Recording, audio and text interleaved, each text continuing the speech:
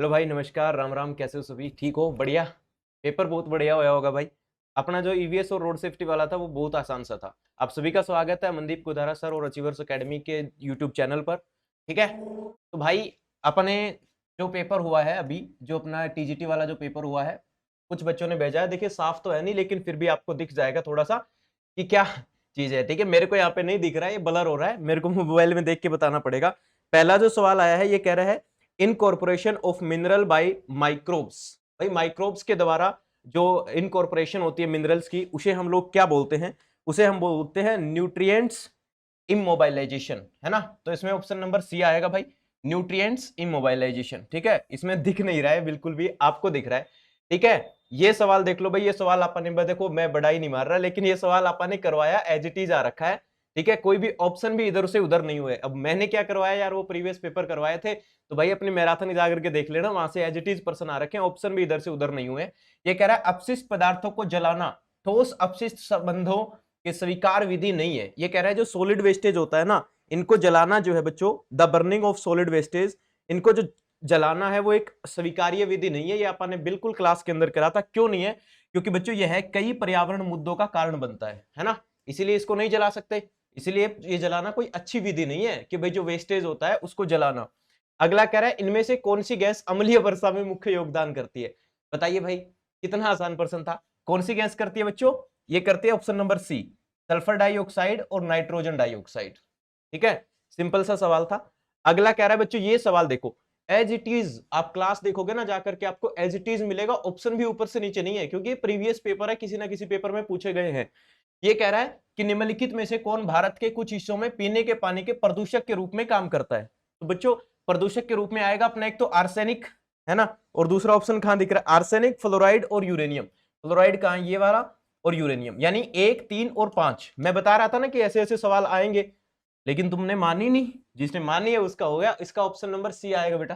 ठीक है भाई, ये कलर तो ये ऐसे साफ नहीं है पीडीएफ, तो आपको ऐसे ही दिखेगा। ठीक है, 1, 3 और 5। ठीक है, 1, 3 और 5 आप मिलान कर लेना जैसे भी आपको लगे।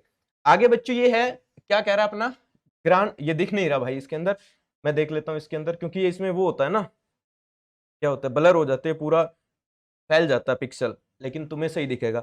ये कह रहा है ग्रांड कैनियन कौन सी नदी पे है? ठीक है, ग्रांड कैनियन इज लोकेटेड कौन सी नदी पे बच्चों? नेशनल पार्क है ये। ठीक है, कोलोराडो नदी के ऊपर स्थित है बच्चों। किसके ऊपर है? ऑप्शन नंबर ए, कोलोराडो नदी के ऊपर स्थित है।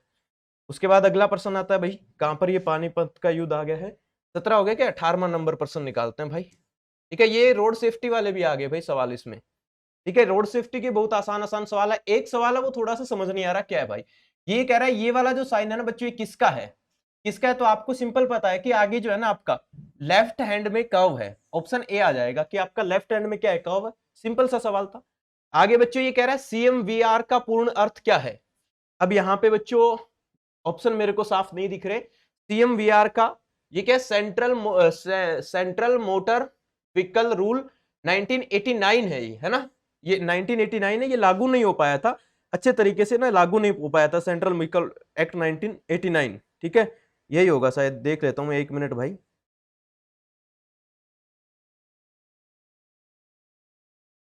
हाँ 89 वाला है, सेंट्रल मोटर व्हीकल एक्ट 89। 89 वाला यही होगा, ऑप्शन नंबर सी यही मिलेगा। ठीक है, हाँ यही है, ऑप्शन नंबर सी है। उसके बाद बच्चों अपना जो अगला दे रखा है इन्होंने, सड़क सुरक्षा में बाधा का कारण क्या है?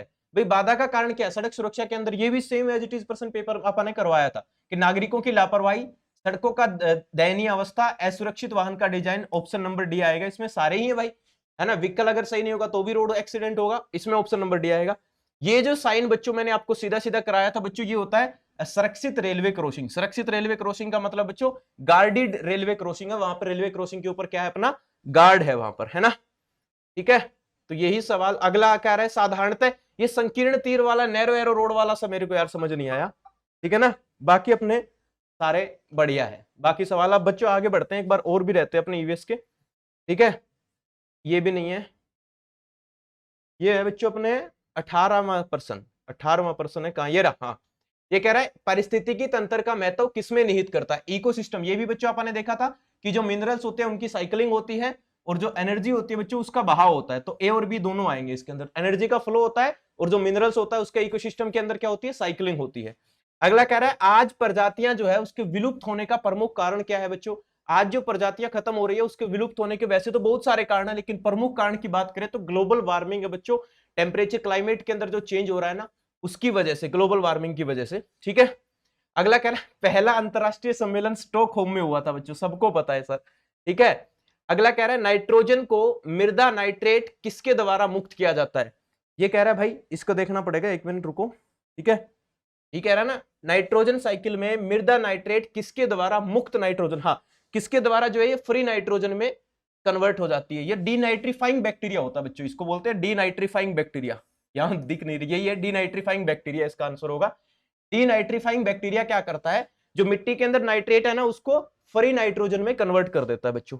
ठीक है, अगला कह रहा है तरंग दैर्ध्य को पीएआर कहते हैं बच्चों। पीएआर क्या होती है पता है, फोटोसिंथेटिकली एक्टिव रेडिएशन, यानी जिन रेडिएशन में जो पेड़ पौधे हैं वो अपना फोटोसिंथेसिस करते हैं, तो वो होती है बच्चों 400 नैनोमीटर से लेकर के 700 नैनोमीटर तक।